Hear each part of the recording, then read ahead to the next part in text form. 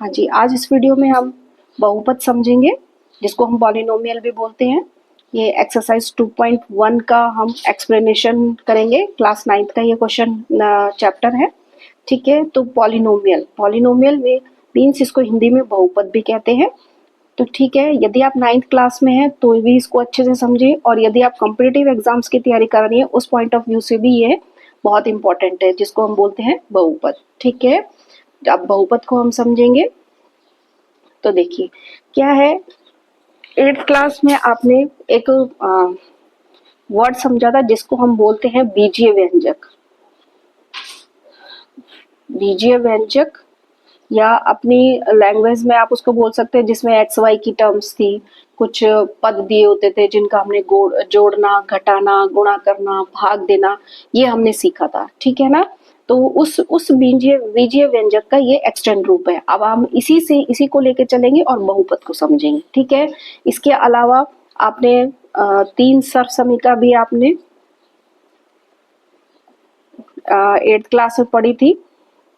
वो कौन कौन सी थी? एक तो ये थी x प्लस वाई का whole square is equal to होता है x square plus 2xy plus y square. ठीक है ना, एक आपने पढ़ी थी x माइनस वाई का होल स्क्वायर का एक्सपेंडेड फॉर्म। ठीक है, ये सब समीका जिसको हम इंग्लिश में आइडेंटिटी भी बोलते हैं। ठीक है, ये आइडेंटिटीज होती हैं। अच्छा, एक और थी इसमें जिसमें x square minus y square को जब हम एक्सपेंड करते हैं या फिर इसको हम खोलते हैं या इसका हम दूसरा रूप लिखते हैं, वो इस तरीके से होता है। तो ये 3 सब समीकाएं भी आपने पढ़ी है। अब आपको याद आ गया होगा कि बीजीय व्यंजक हमने किस तरीके से पढ़ा था। ठीक है, तो क्या होता है, बहुपद भी क्या होता है, एक विशेष प्रकार का बीजीय व्यंजक ही होता है जिसमें क्या होता है, चर और अचर पद होते हैं। अब आप बोलेंगे चर क्या होता है और अचर पद क्या होता है? चर और अचर पद होते हैं। चर हम बोलते हैं इनको, जैसे एक्स वाई, वाई जेड या ए बी सी कुछ भी हम ले सकते हैं चर, जैसे एक्स वाई जेड या ए बी सी कुछ भी हम ले सकते हैं। चर मतलब चलायमान, जो चलते रहते हैं। ठीक है, इसको हम इंग्लिश में बोलते हैं वेरिएबल। वेरिएबल मतलब वेरी करते रहते हैं। वेरी का मतलब, चर का मतलब होता है इनकी जो वैल्यू है, जैसे एक्स वाई जेड की जो वैल्यू लो हम लेंगे न्यूमेरिकल रूप में, अंकों के रूप में, वो क्या चेंज होती रहती है। ठीक है, और अचर अचर मतलब होता है जो चलता नहीं है, जिसको हम हिला नहीं सकते, जिसको कुछ भी नहीं कर सकते, उसको जैसे जैसे 3 है, 5 है, 6 है, या कोई भी आप संख्या ले सकते हैं, ये सब अचर है। इसको हम इंग्लिश में कांस्टेंट भी बोलते हैं। ठीक है, इसको हम कांस्टेंट भी बोलते हैं। तो ये एक कुछ टर्म्स है जो आपको सीखनी है कि हाँ इसमें क्या क्या क्या क्या आगे काम में आएगा। ठीक है, तो एक मैंने आपको बताया था कि आपको बीजीय व्यंजक आपने पिछले साल सीखा है। ठीक है, उसी की आपने देखिए सर्वसमीका आपने याद की होगी, इस तरीके के यूज किया था। अच्छा, बीजीय व्यंजक का आपने क्या किया है, जोड़ सीखा है, जोड़ना, घटाना। अगर पढ़ा है तो भी आप एक बार जाके इसको रिपीट कर लीजिए, तो उससे आगे फिर हम चलेंगे इसको समझने के लिए, बहुपद को समझने के लिए। ठीक है, इस तरीके से बीजीय व्यंजक का आपने जोड़ना, घटाना, गुणा, भाग करना सीखा है। फिर आपने सर्वसमीका का यूज करना सीखा है। ठीक है, अब मैंने आपको 2 चीज बताई हैं, चर और अचर। चर जो होते हैं वो चेंज होते रहते हैं, जैसे x y z a b c कुछ भी ले सकते हैं हम, इनको वेरिएबल भी बोलते हैं, जो वेरी करते रहते हैं, जो ऊपर नीचे होते रहते हैं। ठीक है, एक होता है अचर जिसको हम कांस्टेंट भी बोलते हैं, ये चेंज नहीं होते हैं, ये भी ऐसे कैसे रहते हैं। ठीक है, तो देखिए अब पहला पॉइंट हम लेंगे। देखिए सबसे पहला पॉइंट हमारे पास है एक चर में बहुपद। एक चर में बहुपद। ठीक है, एक चर में बहुपद, चर का मतलब होता है एक चर। एक चर मतलब या तो एक्स लो या वाई लो या जेड लो या ए लो या बी लो या सी लो, कोई सा भी होता है, एक चर होता है। अच्छा, ये किस तरीके से होते हैं, देखिए जैसे 2x।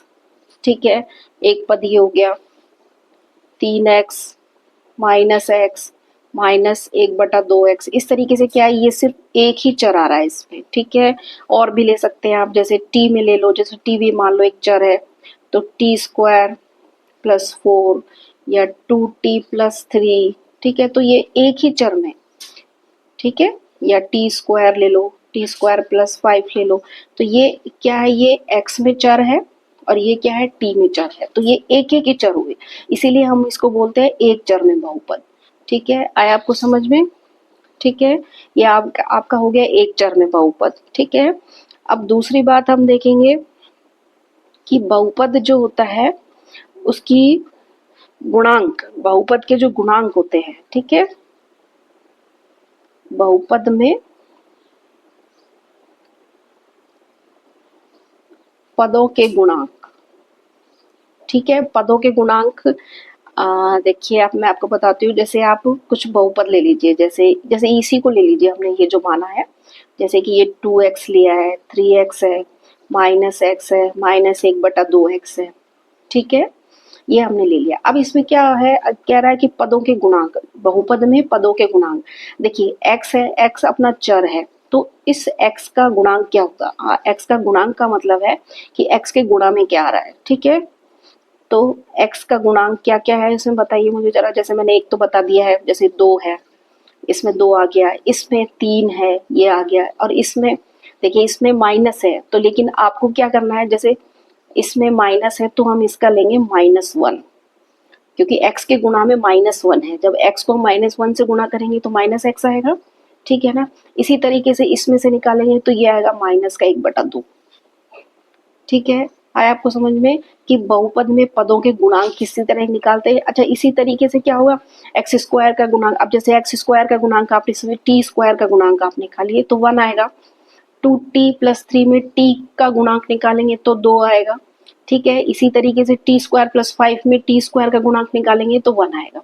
ठीक है, आया आपको समझ में? तो दो चीजें मैंने आपको बताई है, एक तो एक चर में बहुपद और पदों और बहुपद में पदों के गुणांक।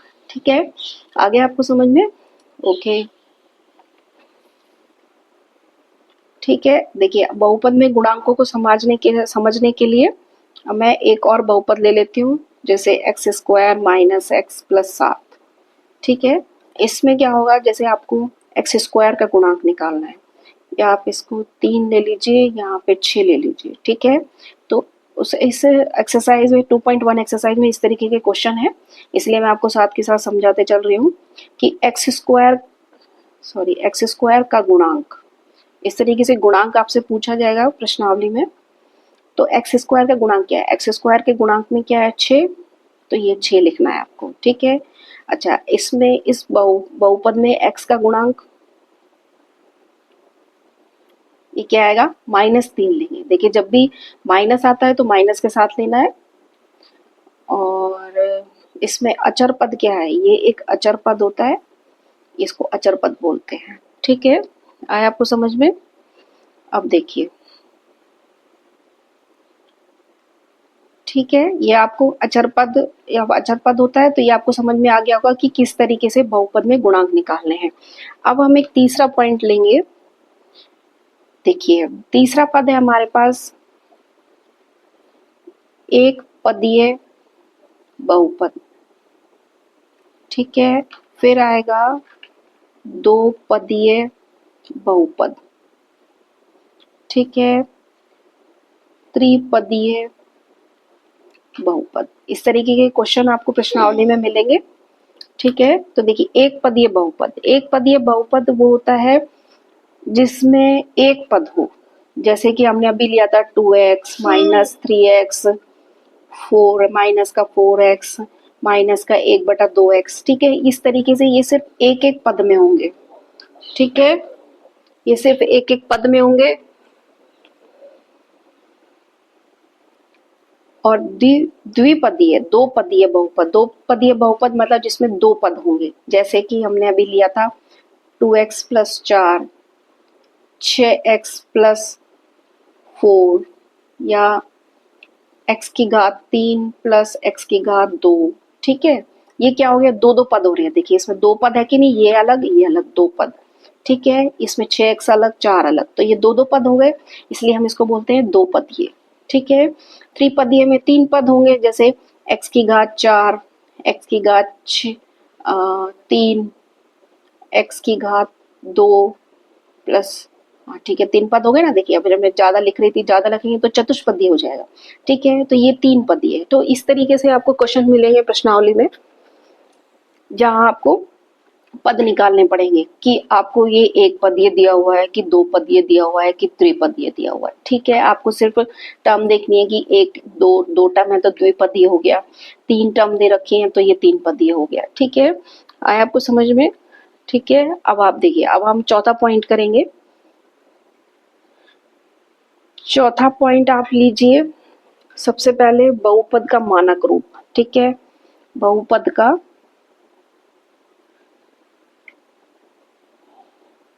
मानक रूप हम समझेंगे। ठीक है, बहुपद का मानक रूप क्या होता है? देखिए कोई भी बहुपद होता है उसको हम पी एक्स से डिनोटेट करेंगे। देखिए एक्स एक चर है, कि सिर्फ एक चर एक्स में ही आपको बहुपद दिए होंगे। ठीक है, इसका मानक रूप कैसे लिखते हैं हम? यहाँ हम लिखेंगे एक्स एन। ठीक है, एक्स की power n plus n minus one और एक्स एन माइनस वन। ठीक है, आप एक बार देख लीजिए, मुझे पता है ये चीज नई है आपके लिए, तो आपको समझने में थोड़ी सी दिक्कत आएगी। ठीक है, एंड सो ऑन, जितना भी हम लिखे चलेंगे, जैसे ए एन माइनस वन करा है मैंने, अब यहाँ पे जब हम लेंगे तो A N minus two x की पावर एन माइनस टू, इस तरीके से चलते चलते यहाँ एन में से घटता चला जाएगा, जैसे 2 घट गए, 1 घट गया, इस तरीके से एक आ जाएगा और पावर में 1 आ जाएगा। ठीक है, और एक लास्ट टर्म बचेगी हमारे पास, एक जीरो। ठीक है, जिसको हम क्या बोलते हैं? अचर पद बोलते हैं। तो क्या होगा? बहुपद आपको इस रूप में दे रखा होगा। देखिए अभी आपको मैं एग्जाम्पल से समझा देती हूँ। देखिए एग्जाम्पल, हमें लेना है एक्स चर में बहुपद। ठीक है, तो देखिए ये जो ए एन है, ए एन माइनस वन है, ए एन माइनस टू है, ये सब क्या है? अचर पद है। अचर पद मैंने आपको बताया कांस्टेंट टर्म जिनको बोलते हैं, जो चेंज नहीं हो सकती है। ठीक है, जैसे कि डिजिट्स होते हैं 6, 8, 10, 11, 12, जितने भी आपको लेना है उनको अचर पद बोलते हैं। ठीक है, और चर हमें लेने हैं एक्स। ठीक है, तो एक बहुपद मैं आपको ले लेती हूँ। देखिए 5 एक्स की घात 6 प्लस 10 एक्स की घात 5, 6 एक्स की घात 4, 3 एक्स की घात 3, 2 एक्स की घात 2। ठीक है, या आप यहाँ 12 ले लीजिए या 13 ले लीजिए, जो भी नंबर आपको लेना है। ठीक है, फिर आएगा एक्स और फिर एक अचर पद आएगा आपका, जैसे आप 100 ले लीजिए।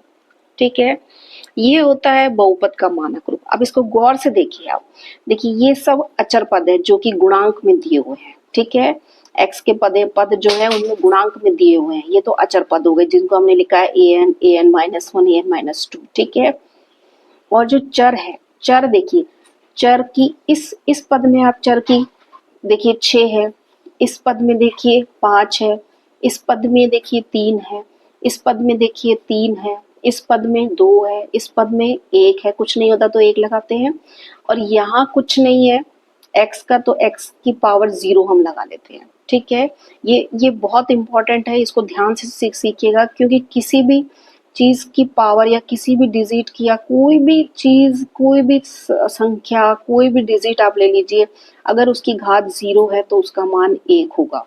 ये आपको हमेशा याद रखना है। ठीक है, अब देखिए इस तरीके से मैंने आपको बताया, इसके पद समझा दिए। अब देखिए मानक रूप किसको बोलते हैं? मानक रूप में हमेशा क्या होता है कि जो एक्स की जो घात होती है, ये जैसे 6, 5 है, 6, ये क्या है? घटते क्रम में होनी चाहिए। ठीक है, डिक्रीजिंग ऑर्डर में होनी चाहिए। इंग्लिश में हम डिक्रीजिंग ऑर्डर इनको बोलते हैं, या इनको बोलते हैं घटते हुए क्रम में। देखिए 6, 5, 4, 3, 2, 1, इस तरीके से आपको दी हुई होनी चाहिए। तो इसको हम बोलते हैं बहुपद का मानक रूप। ठीक है, ये बहुत इंपॉर्टेंट है, इसको थोड़ा अच्छे से समझिए। ये मानक रूप में देखिए डिजिट्स आपको चाहे कुछ भी दे रखे हो, लेकिन जो चर है, जिस चर में हमें बहुपद दिया हुआ है, उसकी जो घात होती है वो घटते हुए क्रम में होनी चाहिए, जैसे 6, 5, 4, 3, 2, 1 और 0। ठीक है, तो ये उसका कहलाता है मानक रूप। ठीक है, आपको कोई भी बहुपद दे रखा है, कोई भी आपको जो बहुपद दे रखा है, आपको सबसे पहले उसको क्या करना है? मानक रूप में चेंज करना है। मानक रूप को हम बोलते हैं स्टैंडर्ड फॉर्म, इसको हम स्टैंडर्ड फॉर्म भी बोलते हैं। जो इंग्लिश मीडियम के बच्चे हैं वो भी समझेंगे, तो आपको पता है ये स्टैंडर्ड फॉर्म में होते हैं, ठीक है, स्टैंडर्ड फॉर्म इसको बोलते हैं, ठीक है। ये वाला पद समझ में आया आपको, ये वाला जो टॉप पॉइंट है जो मैंने लिखा है कि बहुपद का मानक रूप आपको समझ में आना चाहिए, ठीक है। अगर ये समझ में नहीं आएगा तो आगे आपको बहुपद का समझ में नहीं आएगा बिल्कुल भी, ठीक है, कंफ्यूजन रह जाएगा, तो इसीलिए इसको समझना बहुत जरूरी है, ठीक है। बहुपद का मानक रूप आपको समझ में आ गया होगा, ठीक है। अभी आगे और चलते हैं, अब आगे और पॉइंट लेंगे हम। हाँ जी, इसका एक एग्जाम्पल लेके चलते हैं हम स्टैंडर्ड फॉर्म को चेंज करने का। देखिए एक एग्जाम्पल है, x की घात 3 plus x minus 3x² minus का 3। देखिए ये एक आपको बहुपद दे रखा है। देखिए इसको हम स्टैंडर्ड फॉर्म में कैसे चेंज करेंगे, ठीक है। स्टैंडर्ड फॉर्म में आपको मैंने बताया था कि आपको ये जो अचर जो इनके गुणांक है उनसे मतलब नहीं है, आपको क्या देखना है, x की पावर देखनी है, ठीक है। अब देखिए इसका मानक रूप में हम कैसे चेंज करेंगे इसको। देखिए सबसे पहले इसमें देखिए सबसे x की बड़ी घात क्या है, सबसे x की बड़ी घात है x की घात 3, ठीक है। उसके बाद हमें इसे घटते हुए क्रम में लेना, 2 के बाद आता है 3 के बाद आता है 2, तो आपको ये वाला पद लिखना है, ठीक है, और साइन सहित लिखना है। ये भी आप ध्यान रखिएगा कि चिन्ह हमेशा उसके साथ, चिन्ह के साथ आपको लाना है, सिर्फ रीअरेंज करना है आपको, ठीक है। अब देखिए x की घात 3 x की घात 2 आ गया, अब x की घात 1 का आपको पद लेना है, ठीक है। ये है x की घात 1 का पद, तो हम इसको साइन सहित लेंगे, चिन्ह सहित, ठीक है। ये आ गया। अब एक बार आपका ये बचा है माइनस का 3 अचर पद, अचर पद हमेशा हम लास्ट में लेते हैं, ठीक है। तो ये देखिए x की घात 3 x की घात 2 x की घात, तो ये घटते हुए क्रम में आ गई है, ठीक है, घटते हुए क्रम में आ गई है, तो ये क्या हो गया, बहुपद का मानक रूप आ गया, ठीक है। हालांकि इसका कोई क्वेश्चन नहीं है आपके एक्सरसाइज में, फिर भी आपको ये पता होना चाहिए, क्योंकि नहीं तो आगे ये परेशान करेगा फिर आपको, ठीक है। अगर आप कॉम्पिटिटिव एग्जाम्स की तैयारी कर रहे हैं तो उसके लिए आपको समझना बहुत जरूरी है, ठीक है। देखिए अब हम क्या करेंगे, पांचवा पॉइंट पढ़ेंगे हम। पांचवा पॉइंट हमारे पास है बहुपद का घात, घात पढ़ते हैं बहुपद की। एक टॉपिक है हमारा बहुपद की घात।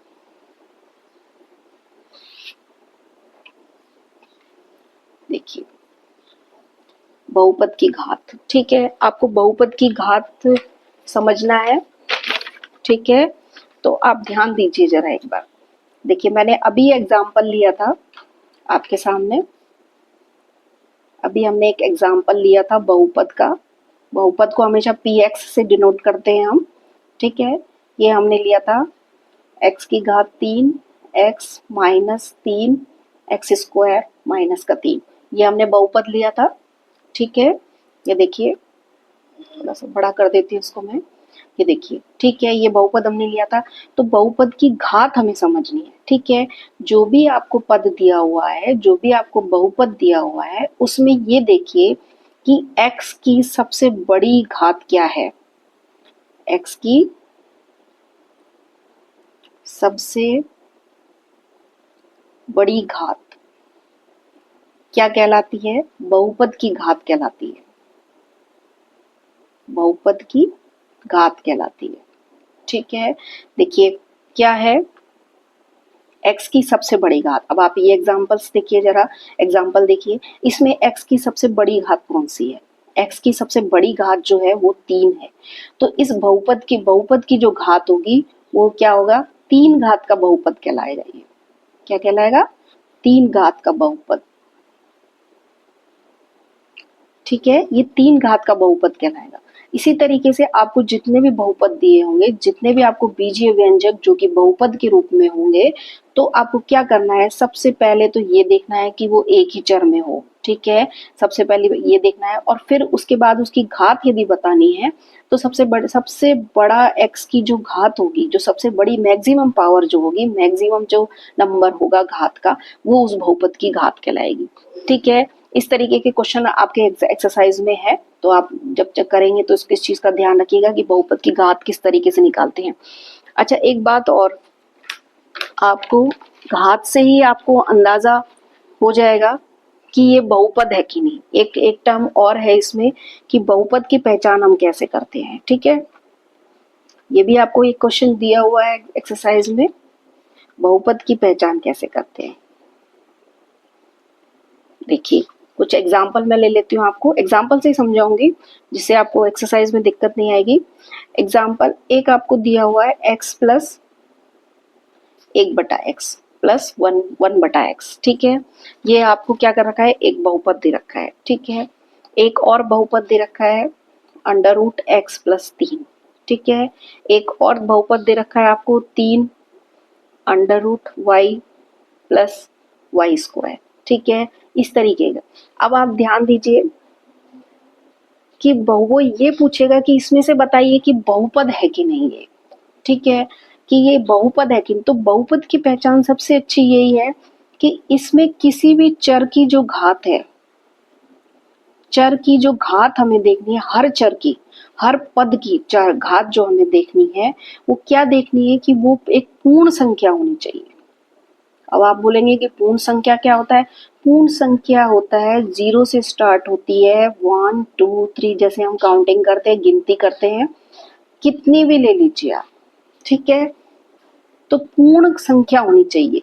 हर पद के में जो चर दिया हुआ है वो उसकी घात क्या होती है, पूर्ण संख्या होनी चाहिए। जैसे अब आप ये वाला एग्जांपल ले लीजिए, जैसे ये x प्लस 1 की घात x, ठीक है। अब आप बोलेंगे कि इसकी घात भी एक है, इसकी घात भी एक है, तो ये बहुपद होना चाहिए। नहीं, ये बहुपद नहीं है।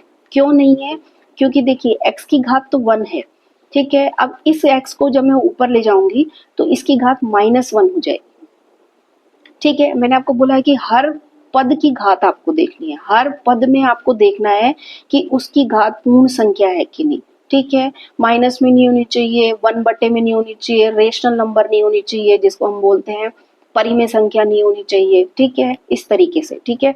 तो ये बहुपद नहीं होगा, ठीक है। अब देखिए दूसरा एग्जाम्पल आप देखिए, √x प्लस 3।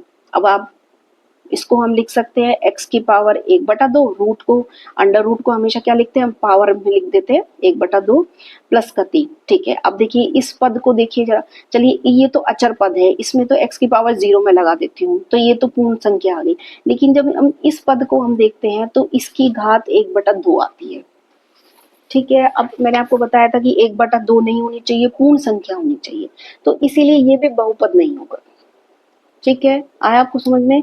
तीसरा एग्जांपल लीजिए आप, देखिए जो भी मैंने लिया है y², ठीक है। अब देखिए y है 1/2 लिखेंगे हम यहाँ पर, और प्लस y²। देखिए हर पद में चर को देखना है, इस चर में घात 2 है, इस चर में 1/2 है, तो ये भी बहुपद नहीं होगा, ठीक है। आया आपको समझ में। देखिए एक एग्जाम्पल में ले, अब आप बोलेंगे कि बहुपद कौन से होते हैं फिर, तो एक एग्जाम्पल मैं ले लेती हूँ जरा, ठीक है। एक बहुपद मैं ले लेती हूँ 8 x की घात 3 4 x की घात 2 6 x -8, ठीक है। अब इसमें हर पद में आप देखिए, इसकी 3 है, इसकी 2 है, इसकी 1 है, और कुछ अचर पद में लगी हुई नहीं होती तो हम इसको 0 लगा देते हैं, ठीक है। आया आपको समझ में। देखिए अब ये 0 है, ये 1 है, ये 2 है, ये 3 है, तो घात घात क्या है, पूर्ण संख्या है। जब घात पूर्ण संख्या होती है तभी हम उसको क्या बोलते हैं, बहुपद। तो ये एक बहुपद है, ठीक है।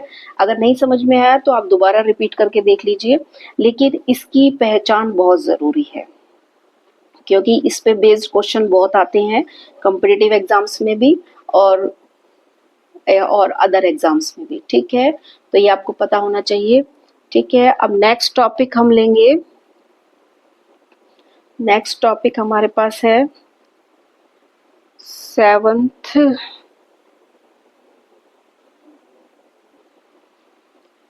ठीक है। इसका हम एक लास्ट पद लेंगे, लास्ट टॉपिक है शून्य बहुपद। इसको आप बहुत ध्यान से समझिएगा क्योंकि इसमें बहुत कंफ्यूजन रहता है और बच्चे क्या करते हैं, गलती कर देते हैं, और इस पे एमसीक्यूज बहुत बन के आता है, तो उसको ध्यान से समझिएगा आप।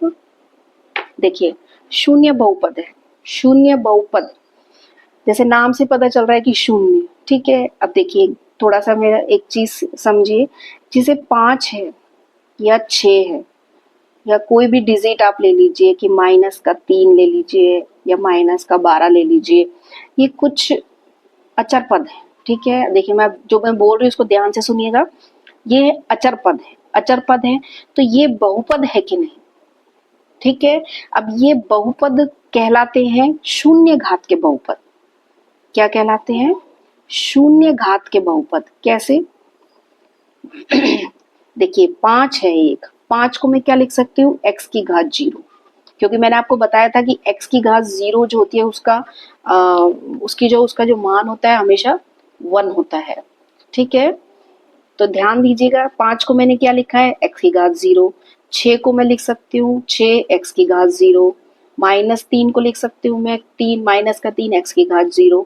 तो ये शून्य घात के बहुपद है कि नहीं? घात देखिए 0 सबसे मैक्सिमम घात 0 है, तो ये क्या कहलाते हैं? शून्य घात के बहुपद। ठीक है, मैंने कोई भी डिजिट ले लिया है उस तरीके से आपको समझाया है कि शून्य घात का बहुपद। ठीक है, आया आपको समझ में? शून्य घात का बहुपद इसको बोलते हैं हम। ठीक है, या आया शून्य घात का बहुपद। ठीक है, अब आप बोलेंगे कि हम 0 को ले लें हम, जैसे यहाँ मैंने डिजिट लिया है, अगर हम 0 को ले लें हम, तो क्या होता है? 0 जो होता है इसको हम बोलते हैं शून्य घात का बहुपद। नहीं, इसको हम बोलते हैं शून्य बहुपद, सॉरी घात का नहीं, सिर्फ शून्य बहुपद बोलते हैं इसको हम। शून्य बहुपद, इसको 0 से डिनोट करते हैं हम, इसको हम शून्य बहुपद कहते हैं। अच्छा, आपको एग्जाम में कंफ्यूजिंग करने के लिए वो पूछ लेता है कि शून्य बहुपद की घात बताइए। अब आप बताइए, अब इस शून्य को आप कैसे लिख सकते हैं? ठीक है, अब शून्य को हम क्या करेंगे? शून्य को यदि मैं x की घात 0, आपने भाई मैंने बताया था कि x की घात 0 हम लगा देते हैं तो उसका 1 होता है। ठीक है, लेकिन क्या है ना कि ये इसके साथ हम इसको नहीं लगा सकते। ठीक है, ठीक है, तो शून्य बहुपद इसको हम बोलते हैं, शून्य को हम बोलते हैं शून्य बहुपद। ठीक है, इसका आपको ध्यान रखना है कि शून्य बहुपद। लेकिन आप एक ध्यान दीजिए, एक क्वेश्चन पूछा जाता है कि शून्य बहुपद की घात बताइए। शून्य बहुपद की घात, ये क्वेश्चन बहुत ही कंफ्यूजिंग वाला है, लेकिन मैं आपको क्लियर कर देती हूँ। देखिए क्या है, शून्य है। ठीक है, अब शून्य को क्या है ना कि अगर मैं x लगाऊं, इसके गुणा में x की घात, मैंने आपको बताया था कि भाई x की घात 0 1 होता है। ठीक है, तो ये 0 आ जाता है। ठीक है, अब देखिए, अब यदि मैं 0 में x की घात यदि मैं 4 लगा दूं तो भी 0 आएगा ये, क्योंकि 0 से मल्टीप्लाई है। ठीक है, इसी तरीके से यदि मैं x की घात 1/2 लगा दूं, इसका कोई मीन नहीं होता है, लेकिन अगर मैं लगा दूं तो इसका भी मान क्या हो, किसी भी चीज को 0 से गुणा करोगे तो 0 ही आएगा। ठीक है, तो एक तरीके से क्या है कि इसकी जो x गुणा में जो x की जो पावर है, जिसको हम घात बोलते हैं, वो क्या है कि कितनी भी लगा लो, कोई सी भी लगा लो। ठीक है ना, मान क्या आएगा? उसका 0 ही आएगा। ठीक है, इसीलिए हम बोलते हैं कि जो x शून्य बहुपद की जो घात होती है वो अपरिभाषित होती है। क्या होती है? अपरिभाषित, जिसको हम परिभाषित नहीं कर सकते, हम कुछ भी ले सकते हैं, माइनस प्लस ले लीजिए या परिमेय संख्या, अपरिमेय संख्या ले लीजिए। अब देखिए, इसको इस तरीके से हम 0 x की पावर √2 भी ले सकते हैं। ठीक है, 0 x की पावर -√2 भी ले सकते हैं, आएगा वही 0 ही, लेकिन क्या है, इसकी घात को हम क्या आइडेंटिफाई नहीं कर सकते हैं। ठीक है, आया आपको समझ? ये कॉम्पिटिटिव एग्जाम में बहुत क्वेश्चन आता है, बहुत कंफ्यूजन रहता है, इसीलिए हम बोलते हैं शून्य जो होता है शून्य बहुपद जरूर कहलाता है, लेकिन इसकी जो घात होती है वो क्या होती है? अपरिभाषित होती है। ठीक है, आया आपको समझ में? ठीक है, अब आप एक टर्म और रह गई है इसमें, एक पॉइंट और रह गया है। अब हमने घात सीख ली है, तो हम एक पॉइंट और ले लेते हैं हम। देखिए, इस पॉइंट में कुछ है टर्म, जैसे पहला होता है, इसको हम बोलते हैं, समझेंगे हम, रेखीय बहुपद। ठीक है, दूसरा है हमारा द्विघातीय बहुपद। ये क्वेश्चन है आपका एक्सरसाइज में। तीसरा है आपका त्रिघातीय बहुपद। ठीक है, देखिए इसमें क्या है ना, आपको जो भी आपको बहुपद दे रखा है, ठीक है, बहुपद आपको दे रखा है, मैंने क्या बहुपद लिया था एग्जाम्पल, अभी मैं आपको यहीं पे लिख देती हूँ वापस। हाँ जी, ये रहा x की घात 3 माइनस 3x², यह भी एग्जाम्पल लिया था मैंने एक बहुपद का। ठीक है, मैंने आपको बताया था कि इसमें जो घात होती है, वो जो घात आपको देखनी है, सबसे बड़ी घात देखनी है, उस घात का बहुपद ये कहलाता है। जैसे इसमें 3 घात का बहुपद है, क्योंकि इसमें सबसे मैक्सिमम घात क्या है, x की चर की क्या है, 3 है। ठीक है, तो ये 3 हो गया, देखिए 3 हो गया, तो ये एक त्रिघातीय बहुपद कहलाता है। ठीक है, आया आपको समझ में। इसी तरीके से यदि कोई 2 घात का बहुपद हो, ये देखिए इसमें मैक्सिमम घात क्या है, 2 है, तो ये द्विघातीय बहुपद कहलाता है। ठीक है, इसी तरीके से यदि x की 1 घात का बहुपद हो, ये 1 घात का बहुपद है, तो ये कहलाता है रेखीय बहुपद। क्या कहलाता है, रैखिक बहुपद, सॉरी, इसको हम बोलते हैं रैखिक बहुपद या रेखीय बहुपद। ठीक है, अब मैं आपको थोड़ा सा उसमें भी बता देती हूँ, ये कहलाता है लीनियर पॉलिनोमियल। ठीक है, ये आपका 3 घात का त्रिघातीय, ठीक है, और ये द्विघातीय, इसको हम बोलते हैं क्वाड्रेटिक पॉलिनोमियल। ठीक है, आया आपको समझ में। तो ये 3 घात के बहुपद है, त्रिघातीय बहुपद, ये द्विघातीय बहुपद, और ये क्या है, रैखिक बहुपद। ठीक है, इस तरीके से क्वेश्चन आपको दिया होगा, तो आप बहुपद में देख लीजिए कि कौन से बहुपद में की मैक्सिमम घात कौन सी है, कौन से घात का बहुपद है, कौन से घात का बहुपद है, उसी हिसाब से हम ये तय करेंगे कि एक रैखिक बहुपद है, द्विघातीय बहुपद है, त्रिघातीय बहुपद है। अच्छा, 4 घात का भी आता है, उसको चतुष्कीय बहुपद हम उसको बोलते हैं। ठीक है, आया आपको समझ में। ये एक क्वेश्चन और है आपके एग्जाम, आपके एक्सरसाइज में। ठीक है, तो ये आपका बहुपद चैप्टर का एक्सरसाइज 2.1 का एक्सप्लेनेशन था, जिसको आप ढंग से अच्छे से समझ लीजिए। वीडियो को बार बार देखिए अगर नहीं समझ में आ रहा है तो, लेकिन अच्छे से समझिए। इसके 7-8 पॉइंट मैंने आपको बताए थे, और जो कॉम्पिटिटिव एग्जाम्स की तैयारी कर रहे हैं उसके लिए भी, और जो 9th क्लास के बच्चे हैं जिन्होंने बहुपद अभी पहली बार पढ़ा है, तो इस वीडियो को अच्छे से देखिएगा। जो पॉइंट मैंने लिए हैं उसको अच्छे से देखिए, और अच्छे से अब एक्सरसाइज कीजिए। एक्सरसाइज में क्वेश्चंस को ट्राई कीजिए।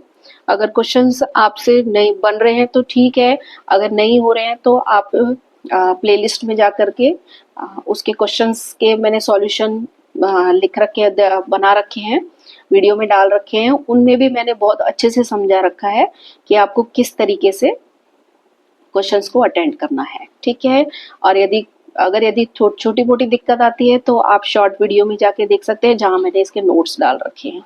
ठीक है, तो ये आपकी एक्सप्लेनेशन कंप्लीट हुआ है एक्सरसाइज 2.1 का। ठीक है, okay, thank you for watching.